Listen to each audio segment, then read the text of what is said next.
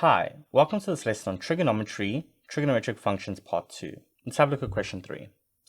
We're given f of x equals cos 2x plus 1 and g of x equals tan x for the interval 0 degrees to 270 degrees. Okay, looking at f, this is the standard form a times cos of bx plus p plus q. And looking at g of x, that is just tan x, the parent graph tan x. So f of x, the parent graph is cos x, and it's being affected by the parameters b and q. That b tells us the new period of the graph, which is actually the first question that we want.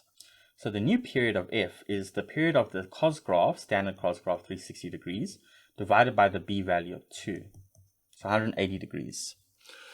So this means that that graph should complete a full cosine wave in 180 degrees. The plus 1 means that once you've completed that full wave, you take that entire graph and you shift it up by 1 unit.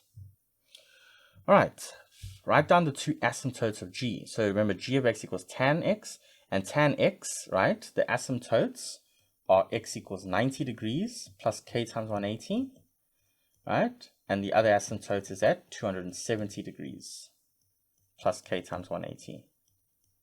All right, so these are the general solutions, but remember in our given domain, when we put k equals 0 for both of them, we get x equals 90 degrees or x equals 270 degrees. Okay, so those are the two asymptotes of that function in that given domain. Then they want us to sketch the graphs of f and g and clearly label all intercepts, so x and y intercepts, asymptotes, turning points, and endpoints. Okay, so let's start off by putting the asymptotes in. Okay, so one's at 90 degrees, and don't forget to label your asymptotes, x equals 90 degrees. And similarly here, we have an asymptote of x equals 270 degrees. All right, now drawing the standard tan x graph is extremely important. Knowing how to draw the standard sine, cos, and tan x graphs, extremely important. All right, tan of 0 degrees is 0. Okay, and that's one of the endpoints, so let's label it, and it's an intercept. Tan of 45 degrees is 1. All right, and essentially it makes this elongated S wave that approaches the asymptotes. Okay, tan of 180 degrees is 0. That's an intercept. Okay, this is coming from the tan x graph. That's why it's so important to know these special values. Tan of 135 is negative 1. Okay, and then tan of 225 is positive 1. Okay, so it makes this elongated S shape here that approaches the asymptotes. Okay, so this is the function g. Now, for the next function, we have cos 2x plus 1. So again, to help us, we're going to use our table. And we're going to type cos 2 alpha x plus 1. Okay, I'm going to stick to the intervals of 45 degrees that they've given me because I feel like those are good ones to go off. Okay, so it starts at 0, goes to 270, and I'm going to go in 45 degrees. Okay, so at 0 degrees, it is 2. So that's an endpoint and an intercept. Then at 45 degrees, it's 1. And at 90 degrees, it's 0. So it matches up there. And at 90 degrees, it's 0. So that's an intercept for cos 2x plus 1. 135 degrees gives us positive 1. 180 degrees gives us positive 2. And then 225 degrees gives us positive 1 again. So let's label those points. Okay, so there's another intercept we found with the two graphs. And then at 270 degrees, it's 0. So that's an endpoint. So let's label it, and it's an intercept. Okay, this is a turning point here at 180 degrees, 2, sorry.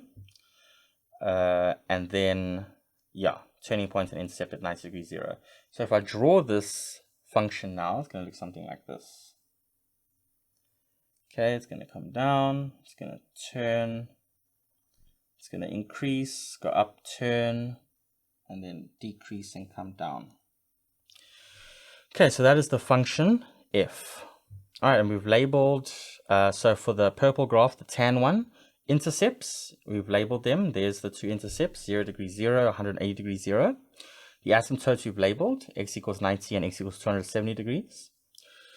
And the endpoints of the tan graph are just 0 degrees 0, and there's no endpoint because it approaches an asymptote. And then for the blue graph, cos 2x plus 1, we've got the y-intercept, we've got the two x-intercepts, and we've got the two turning points labeled. Okay, and you can see that the two graphs intersect at 45 degrees 1 and 225 degrees 1 as well. Okay, and you can see the range of f, right? It goes from 0 to 2.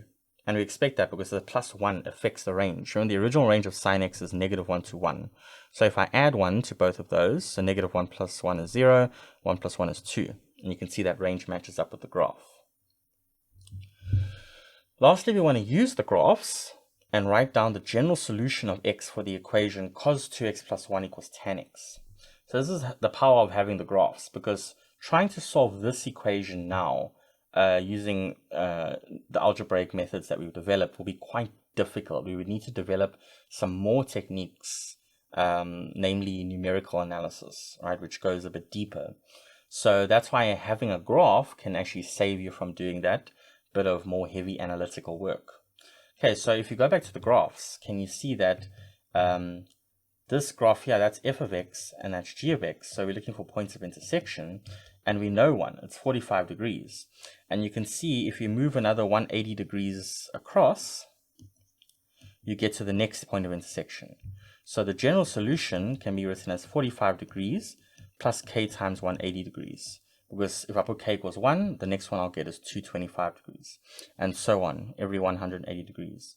And it kind of makes sense, because think about it. The period of cos and the period of cos 2x plus 1 and the period of tan x were both given as 180 degrees, right? That's the period of cos 2x plus 1, and the period of tan x is also 180 degrees. So it makes sense that every 180 degrees, the points will match up again.